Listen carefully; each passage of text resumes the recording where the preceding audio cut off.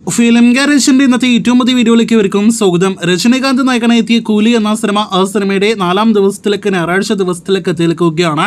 ഇന്നത്തെ ഞായറാഴ്ച കേരള പ്രീസെയിൽ റിപ്പോർട്ടും അതോടൊപ്പം തന്നെ രജനിയുടെ കേരള ബോക്സ് ഓഫീസിലെ ഒരു റെക്കോർഡ് അപ്ഡേറ്റും കൂടാതെ വാർ2വിന്റെ വേൾഡ് വൈഡ് കളക്ഷനാണ് ഈ വീഡിയോയിലൂടെ പ്രേക്ഷകരിലേക്ക് എത്തിക്കുന്നത്. ആദ്യമേ കൂലിയിലേക്ക് വരികയാണെങ്കിൽ ആദ്യ 3 ദിവസങ്ങൾ കൊണ്ട് കേരളത്തിൽ 18,65,00,000 കേരള ഗ്രോസ് നേടിയെടുത്ത സിനിമയാണല്ലോ കൂലി.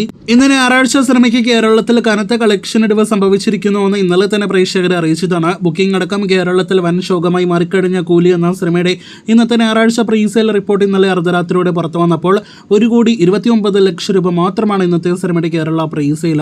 ഇന്ന് സിനിമയ്ക്ക് ഇന്നലത്തേക്കാൾ കളക്ഷൻ താഴെയായിരിക്കുമെന്നാണ് ഈ ഒരു പ്രീസെയിൽ ഉറപ്പ് നൽകുന്നത്. 300 കോടിയിലേറെ വേൾഡ് വൈഡ് ഗ്രോസ് 3 ദിവസങ്ങൾ കൊണ്ട് നേടിയെടുത്ത സിനിമ ഇതിനിടയിൽ കേരള ബോക്സ് ഓഫീസിൽ ഇന്നത്തെ കളക്ഷനോടെ അങ്ങനെ 20 കോടിയിലധികം കേരള ഗ്രോസ് നേടിയെടുക്കാനായിട്ട് ഒരുങ്ങുകയാണ്. ഇതോടെ രജനീകാന്ത് ഒരു തമിഴ് താരത്തിന്റെ കേരള ബോക്സ് ഓഫീസിലെ ഒരു റെക്കോർഡ് നേടിയെടുത്തിരിക്കുന്നു. അതായത് കേരള ബോക്സ് ഓഫീസിലെ ഏറ്റവും കൂടുതൽ 20 കോടിയിലധികം കളക്ഷനുള്ള നടനും താരവുമായിട്ട് രജനീകാന്ത് മാറിക്കഴിഞ്ഞിരിക്കുകയാണ്. 20 കോടിയിലധികം കളക്ഷനുള്ള സിനിമകളാണ് രജനീകാന്തിന് കേരള ബോക്സ് ഓഫീസിലുള്ളത്. ഇതിനു മുന്നേ ജയിലർ എന്ന സിനിമയിലൂടെയാണ് രജനീകാന്ത് ആദ്യമായിട്ട് 20 കോടിയിലധികം കേരള ഗ്രോസ് കളക്ഷൻ പിന്നിട്ടത്. അതിനു മുന്നേ 2.0 വളരെ കുറച്ച് ലക്ഷങ്ങളുടെ ഗ്യാപ്പിലാണ് 20 കോടി കേരള ഗ്രോസ് നേടിയെടുക്കാതെ വിടവാങ്ങിയത്. ഒരുപക്ഷെ പോസിറ്റീവ് ലഭ്യമായിരുന്നെങ്കിൽ കൂലി കേരളത്തിൽ റെക്കോർഡ് ഫൈനൽ കളക്ഷൻ എല്ലാം തന്നെ നേടിയെടുത്തേനെ. ഇനി അതിന് ഒരു സാധ്യതയുമില്ല എന്ന് പ്രത്യേകം പറയേണ്ടതില്ലല്ലോ.